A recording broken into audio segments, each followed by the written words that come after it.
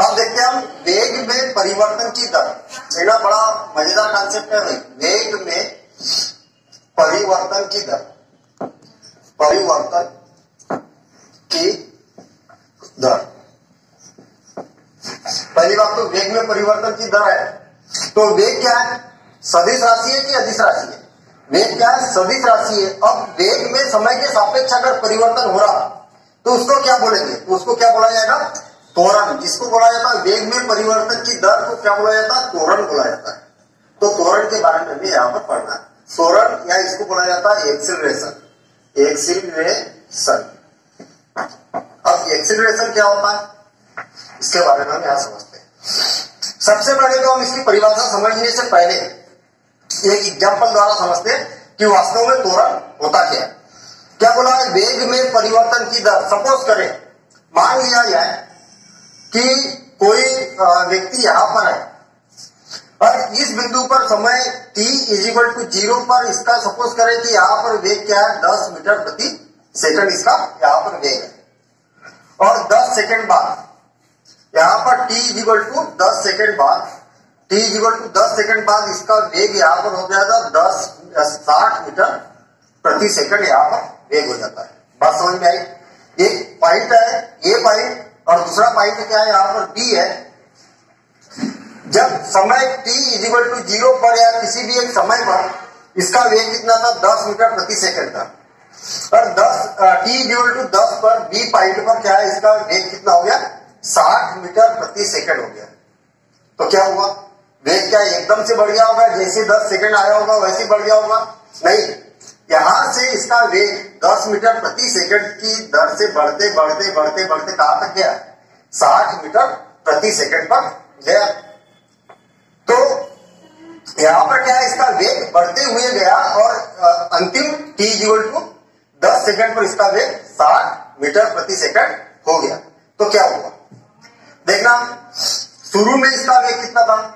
प्रारंभिक वेग, प्रारंभिक वेग 10 मीटर प्रति सेकंड था, जिसको हम बोलेंगे कि u = प्रारंभिक वेग को u से प्रदर्शित किया जाएगा। u = 10 मीटर प्रति सेकंड। ठीक। अब अंतिम वेग कितना हो गया? अंतिम वेग बराबर से 60 मीटर प्रति सेकंड। मतलब इसको v से प्रदर्शित किया जाएगा तो 60 मीटर प्रति सेकंड। कितना बड़ा? तो हम इसको बोलेंगे त्वरण। त्वरण बराबर से अंतिम वेग। अंतिम, अभी परिभाषा समझेंगे हम, है ना? पहले कॉन्सेप्ट समझ ले कि वास्तव में त्वरण क्या होता है। तो अंतिम वेग माइनस प्रारंभिक वेग डिवाइडेड बाय समय अंतराल। इसका मतलब क्या है?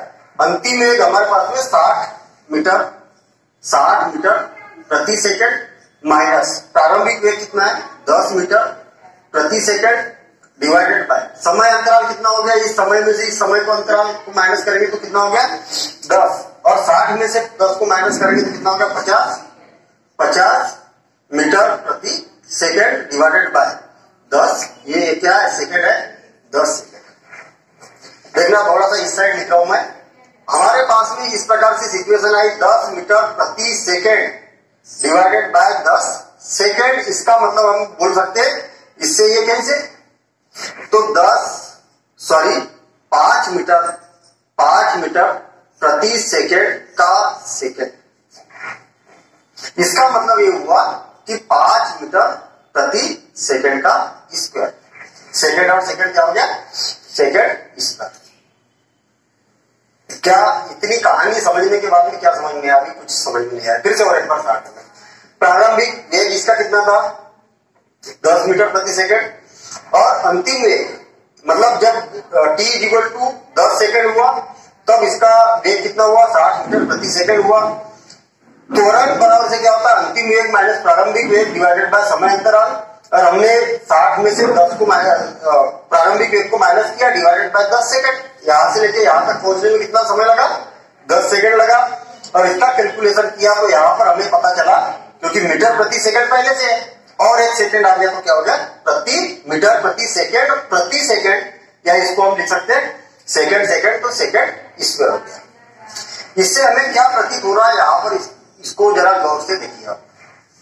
हमें ये पता चल रहा कि प्रति सेकंड इसका जो वेग है 5 मीटर प्रति सेकंड की रफ्तार से बढ़ते जा रहा है। कहने का मतलब यहां पर मैं अगर इधर से साइकिल चलाते हुए जा रहा हूं तो यहां से जब साइकिल यहां पर पहुंचती है तो प्रत्येक सेकंड में इसका जो वेग होता है वो 5 मीटर प्रति सेकंड बढ़ जाता है। फिर से इसी उदाहरण को मैं अगर यहां पर फिर से लिखूं, देखिए यहां पर ये था और t इक्वल टू कितना था, t इक्वल टू 0, और यहां पर कितना था, t equal to b point था और t इक्वल टू कितना हो गया 10। अगर मैं इसको 10 पार्ट में ब्रेक कर दूं, देखना 1 2 3 4 5 6 7 8 9 और 10, यहां पर कितना वेग था 10 मीटर प्रति सेकंड। मैंने क्या बोला, इसका जो त्वरण है वो 5 मीटर प्रति सेकंड है, मतलब 5 मीटर प्रति सेकंड मतलब प्रत्येक सेकंड में, ये पहला सेकंड है, ये दूसरा है, तीसरा, चौथा, पांचवा, छठवां, सातवां, आठवां, नौवां और ये 10वां सेकंड। तो प्रत्येक सेकंड में 5 मीटर प्रति सेकंड इसका वेग बढ़ जाता है। देखना कितना है 10, यहां पर कितना हो जाएगा 15 मीटर प्रति सेकंड, यहां पर कितना हो जाएगा 20 मीटर प्रति सेकंड, यहां कितना हो जाएगा 25 मीटर प्रति सेकंड, 25, यहाँ 30, यहाँ 35, यहाँ 40, यहाँ 45, यहाँ 50, यहाँ 55 और यहाँ कितना हो गया 60 मीटर प्रति सेकंड। मीनिंग समझ में आई? कहने का मतलब त्वरण का मतलब क्या होता है एक्सीलरेशन, और एक्सीलरेशन का मतलब सिंपल है एक्सीलेटर। जब आप बाइक चलाते हो तो एक्सीलेटर देंगे तो गाड़ी चलेगी, तेज चलेगी, और जब भी एक्सीलरेशन की बात करेंगे, एक्सीलेटर की बात करेंगे तो इसकी रफ्तार क्या होगी बढ़ेगी, प्रति सेकंड इसका वेग क्या होगा बढ़ेगा, लेकिन दिशा क्या रहेगी इसकी नियत रहेगी, जो वेग की दिशा रहेगी वही क्या रहेगी त्वरण की दिशा रहेगी। फिर से और एक बार हमने पूरा त्वरण का कैलकुलेशन किया, 5 मीटर प्रति सेकंड का मतलब ये हुआ कि प्रत्येक सेकंड में इसका जो वेग होता है वो 5 मीटर प्रति सेकंड यहाँ पर बढ़ जाता है। ऐसा नहीं कि 5 मीटर प्रति सेकंड हमेशा बढ़ता है, ये तो एक मैंने उदाहरण लिया और उस उदाहरण के तहत इस प्रकार से यहाँ पर सिक्वेंस त्वरण यहाँ पर क्या है बढ़ रहा, कभी कभी क्या होता है त्वरण कम भी होता है। सपोज करें कि और अगला पॉइंट है यहाँ पर, और अगला पॉइंट है सी, और t इक्वल टू 15 सेकंड की बात कर रहे हैं, और यहाँ पर त्वरण फिर से कितना हो गया 30 मीटर प्रति सेकंड हो गया। क्या हुआ देखना, आप कैलकुलेशन करते हैं।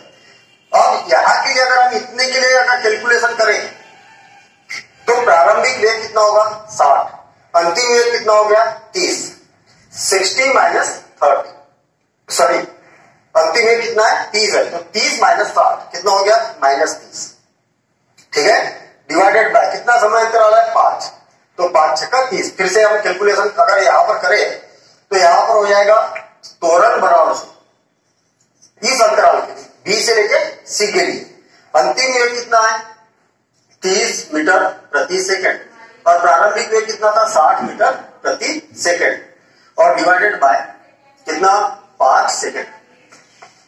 समय अंतराल कितना है 15 सेकंड से कितना, तो 10 सेकंड से कितना हो गया 15 सेकंड, तो अंतराल कितना है 5 सेकंड, तो इज इक्वल टू हो जाएगा -30 मीटर प्रति सेकंड और प्रति सेकंड। मतलब हमारे पास में अब यहां पर त्वरण हुआ, त्वरण इज इक्वल टू कितना हुआ डिवाइडेड बाय 5 है ना, 30, और अभी 30 नहीं, अभी कैलकुलेशन नहीं किया, और कितना हुआ -30 मीटर प्रति सेकंड डिवाइडेड बाय 5 सेकंड, और 5 छक्का 30 तो -6 मीटर प्रति सेकंड। क्या मीनिंग हुई यहां पर, जब 10 सेकंड हुए तब तब इसका वेग 60 मीटर प्रति सेकंड था। 11 सेकंड पे 6 कम हो गया, मतलब कितना बचा? 54। कितना बचा? 54, मतलब कम हुआ ना। फिर उसके बाद में फिर 1 सेकंड बाद कितना हुआ? 54 से 48। फिर 1 सेकंड बाद कितना हुआ? 48 से फिर 42। 42 से फिर और 1 सेकंड बाद कितना हुआ? 42 से फिर हमने वो कम कर दिया, 6 सेकंड कम कर दिया, तो कितना हुआ? 4 तो 42 तो 38, 36। 36 से फिर और 6 कम कर दिया, तो कितना बच गया? 30। 5वें सेकंड में इसका क्या हो गया? 30 हो गया। तो यहां पर इसको क्या बोलेंगे हम? त्वरण क्या है? धनात्मक है। जब त्वरण धनात्मक आता है तो क्या बोलेंगे? स्पीड, वेग क्या है इसका? बढ़ते हुए जा रहा। और त्वरण अगर ऋणात्मक आता है तो वेग क्या होगा? कम होगा। कहने का मतलब त्वरण क्या होगा इसका? कम होगा, मतलब ऋणात्मक होगा। क्लियर नहीं है समझ? यहां से यहां पर वेग वृद्धि हो रही है तो हम क्या बोलेंगे? समय के साथ वेग में परिवर्तन हो रहा, वृद्धि हो रही है, तो क्या बोलेंगे? त्वरण धनात्मक है, मतलब बढ़ते हुए जा रहा। और यहाँ पर कम हो रहा है, इसका मतलब क्या होगा? त्वरण ऋणात्मक होगा। और सपोज करें कि इसके बाद सी के बाद में डी पॉइंट है, सी पर कितना था इसका वेग? सी पर 30 मीटर प्रति सेकंड। और सपोज करें कि डी पर भी 30 मीटर प्रति सेकंड है। क्या हुआ? टी इजिकल टू यहाँ पर 15 था, 15 सेकंड, और टी इजिकल टू 20 सेकंड पर भी इसका वेग कितना है? समय के सापेक्ष कितना है? समय के साथ में 30 मीटर प्रति सेकंड है। इसका मतलब यहाँ पर क्या हुआ? त्वरण 0 हुआ। बात क्लियर हुई? तो त्वरण 0 हो सकता है, ऋणात्मक हो सकता है, धनात्मक हो सकता है। धनात्मक मतलब जब हम गाड़ी को चलाते हैं, तेज एक्सीलेटर देते हैं, तो हमारी गाड़ी स्पीड पकड़ती है, तब त्वरण क्या होगा? धनात्मक होगा। प्रति सेकंड इसका वेग बढ़ते हुए जाएगा। और जब हम गाड़ी का ब्रेक दबाएंगे, गाड़ी को रोकेंगे, तो उसका वेग क्या होगा? धीरे धीरे कम होगा।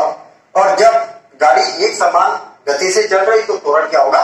एक समान होगा। तो हम यहाँ पर बोल सकते हैं, जैसे सपोज करें कि कोई पत्थर ऊपर से नीचे की ओर गिर रहा है, त्वरण एक समान रहेगा, क्योंकि उसका वेग क्या रहेगा? एक समान रहेगा। तो त्वरण उसको उस समय अंतराल में वेग क्या एक समान है, तो त्वरण एक समान होगा। सिंपल परिभाषा, समय के साथ वस्तु के वेग में परिवर्तन की दर को क्या बोला जाता है? त्वरण। समय के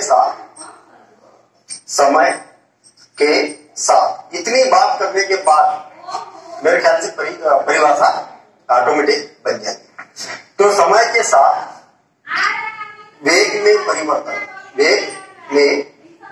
परिवर्तन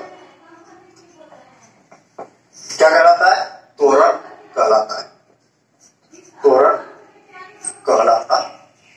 कहलाता है, ठीक है, जिसको इंग्लिश में एक्सीलरेशन भी बोला जाता है।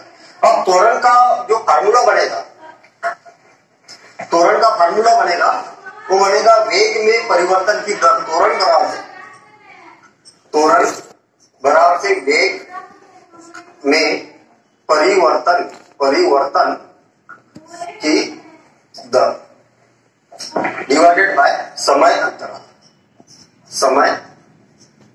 अंतराल। ठीक है, या तो इसको बोल सकते हैं वेग में परिवर्तन की दर, मतलब पहले जो वेग था और अंतिम वेग में से प्रारंभिक वेग को माइनस करेंगे और जितना भी समय उससे डिवाइड करेंगे तो वो क्या होगा? समय अंतराल होगा। तो हम बोल सकते हैं अंतिम वेग माइनस प्रारंभिक वेग और डिवाइडेड बाय समय अंतराल।